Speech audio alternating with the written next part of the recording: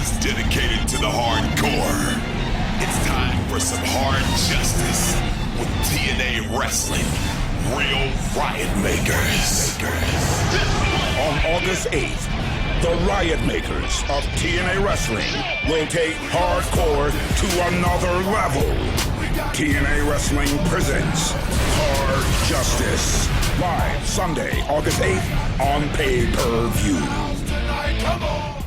Hello, wrestling fans. Welcome to the Friday edition of TNA Today. A lot to get to, a lot of fallout, a lot of talk online, a lot of chatter, a lot of buzz about what happened last night on Impact. And the words Dixie Carter spoke. I invited him. Certainly a lot of people shocked about that. We're going to talk to, in case you missed it last night on the Impact Post Show, a clip of conversation I had with Jeff Jarrett after it aired last night. Get his perspective on anything going on. Everybody's very tight-lipped about it. Can't get a word out of Dixie Carter. But Jeff Jarrett, the founder of TNA Wrestling, did conduct an interview, did talk to us about it. We're going to find out, hopefully, what's going on. We're going to play that clip on the program today. Also, a little insight, a little sneak peek at a brand new DVD coming soon about the Asylum years, TNA Wrestling's early days. And if you don't know, before we moved to Orlando, Florida, and for a number of years we did our show out of Nashville, Tennessee at the TNA Asylum. And TNA was pretty much born and raised kind of in that small building. And a DVD that is being done right now talks about those early days and some very good stories. The DVD's not going to be out for several months, but on this program today, we're going to actually premiere a clip early just to see what you are in for when this thing comes out. Mike today shares a very funny story from the days at the Asylum, a little sneak peek of that DVD on this program today. Plus SoCal Val Bikini Trivia and a whole lot more. This is the Friday edition of TNA Today. Let's take a look back last night. After Impact aired, I had a chance to catch up with Jeff Jarrett. He joined us right here. Well, I mean, I guess shock would be an understatement, and not so much shock at seeing a brawl. Obviously, through the history of TNA, we've had our crazy moments dating back from the Asylum days to the pay-per-views to Impact, and so crazy wild brawls are certainly nothing new to TNA, but this particular one tonight, quite frankly, just to jump to the heart of the matter, Dixie's comments is shocking as an understatement, Jeremy. Well, when you saw these guys show up months ago, Raven, no stranger to you in TNA, there's no question. Stevie Richards has been around. The Rhino has been around. When you first saw these guys show up several weeks back, what did you think this was? Where did you think this was going, or what did you think it would lead to? Well, I mean, me and Rhino have fought over the world title in TNA. Me and Raven have fought over the world title in TNA. Those guys are obviously, they're no strangers to total nonstop action. But, week after week, I knew something was going to go down. Those guys, when they step in the ring, they certainly leave it all on the table, so to speak. But when I saw Tommy Dreamer arrive on the in particular, he piqued my interest because, dating back, I'll call it the heyday of ECW, I always looked at Tommy as the heart and soul of that foundation, of that organization. And when he arrived on the scene, it piqued my interest. And then tonight, as, everything went down, and it was very obvious, in my opinion, early on, the battle lines that were being drawn and mad chaos out there. I've got enough problems on hands, so to speak, with Sting, with Kevin Nash, with all that going on. But I could not sit in the back and watch any more of what was going on. And I quite frankly, it was totally. It was way out of hand, beyond out of hand, and I came out there, and as you said, I never intended on throwing a punch, and there was a lot of punches being thrown. Was trying to get right to the heart and soul, right to Tommy Dreamer, and this may sound crazy, but try to reason with him to look, guys, get out of here. This is totally unnecessary. And then Dixie dropped the bombshell. I'm still shocked. Jeff, can you speculate, first of all, during that, and while that came out, one of the more chaotic things that happened tonight, and I know a lot of people picked up on it watching it, according to the chat room and Twitter, specifically, members of TNA management, and I'll call them right here, Al Snow, Pat Kenny, otherwise known as Simon Diamond, a definite past, a definite history with these guys. Actual members of TNA management getting involved in this fight on behalf of what would be viewed as the better interests of TNA. I mean, Jeremy, if Dixie would not have made those comments, without a doubt they'd been fired. I mean, it was very clear, their allegiance.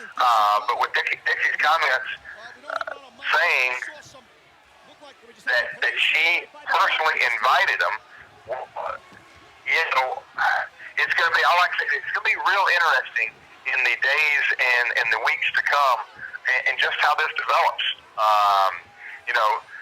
Everybody was pretty tight-lipped backstage.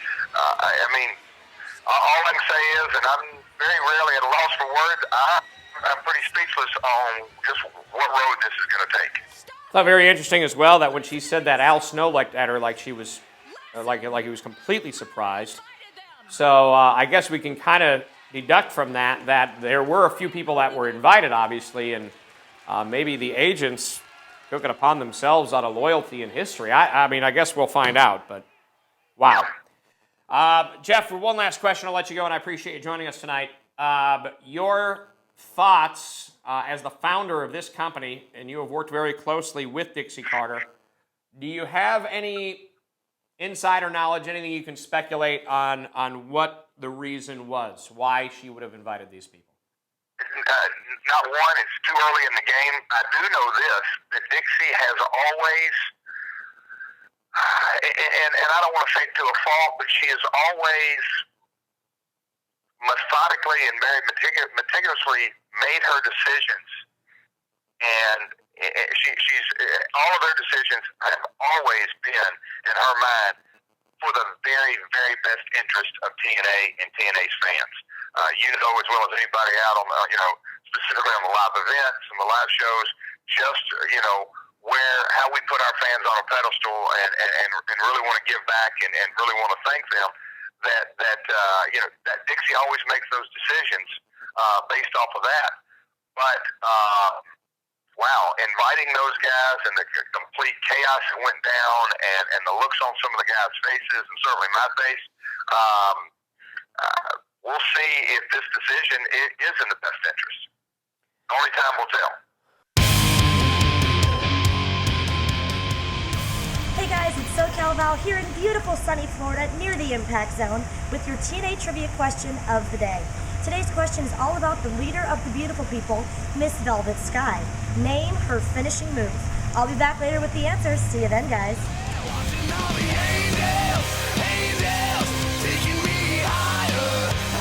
Mick Foley is celebrating 25 years. Thank you.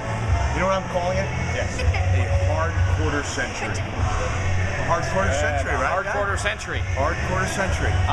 And to celebrate 25 years in wrestling, Mick, we're going to throw a huge party. And Mick Foley, VIP Hard Justice Weekend.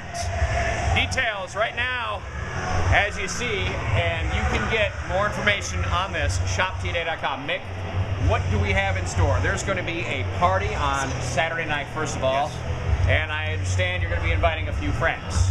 Well, we're going to be inviting several friends. I understand you guys did this last month, and it went like gangbusters. We want people to know that they can make these events, these pay-per-view events, special events, extra special events.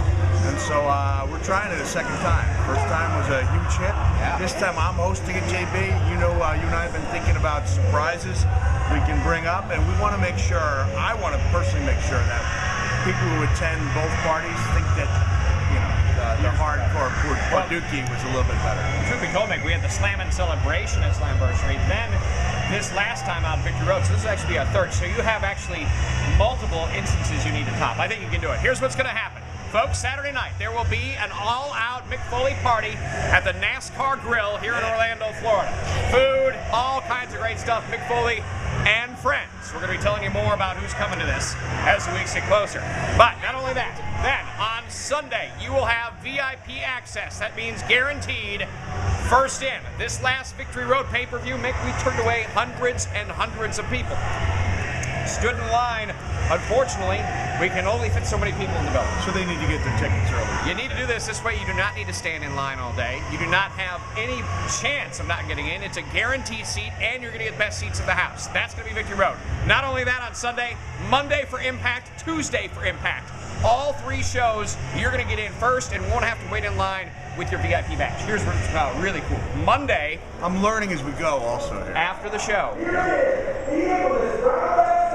After the show, I hear Don West. After the show, Monday, Mick Foley Q&A. Mick Foley and friends. You're going to have a private meet and greet Mick Foley Q&A on Monday night. So start thinking of those cues, and I'll try to provide the aids. All right. It is Mick Foley. It is 25 years. Mick, we couldn't pick a better person to be celebrating. Maybe the kids can come, but that is going to be the weekend of hard justice. Look at that headline. Look out. Oh, my God. You kidding me? Well, Mick, welcome back. Great to have you here. Thank you, JP. I Thank you, appreciate sir. that. And everybody that gets it will get a 25th year commemorative sock.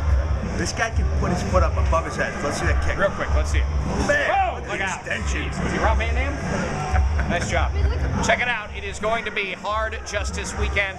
Mick, looking forward to it. Me too. Thanks. Best thing about it is the price. He can do jingle bells under his arm. Oh, yeah. Jingle bells, jingle all the way.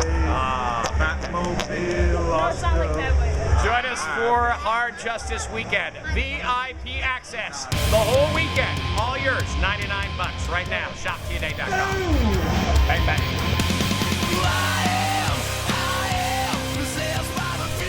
Hey guys, it's SoCal Val back with your bikini trivia question for the day. I have the answer for you. The question was, what is Velvet Sky's finishing move? Ladies and gentlemen, it is called the beauty mark. It better be her wrestling that you're paying attention to after all. I'll see you next time, guys. Thanks for playing.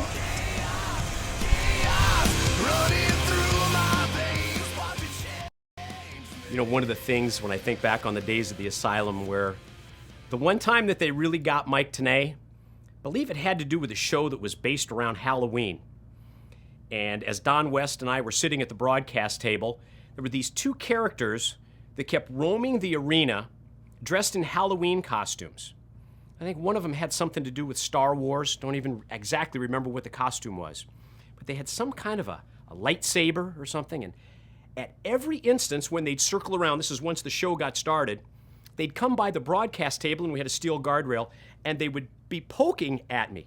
Now, I'm furious. The live show's going on, but I can't react on live TV. I've got to no-sell it. And I keep talking to the PA, and I'm saying, would you get security over here to get these guys out?